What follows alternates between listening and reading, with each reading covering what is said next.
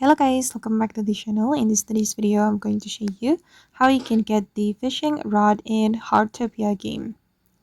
Okay, let's get into it guys. If you want to get the fishing rod, you need to unlock the fishing hobby.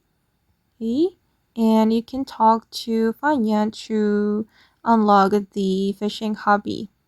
Okay, this is Fanya.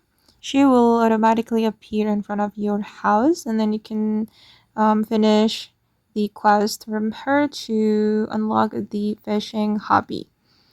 Okay, and you need to submit the ticket to her, submit hobby expansion, and after that you will be able to equip the rod.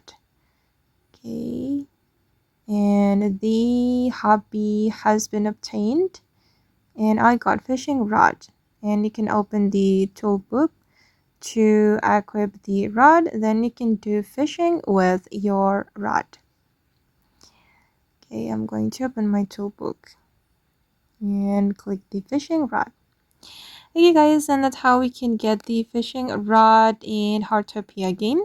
I hope this video will be useful for you guys. Thank you so much for watching, and bye.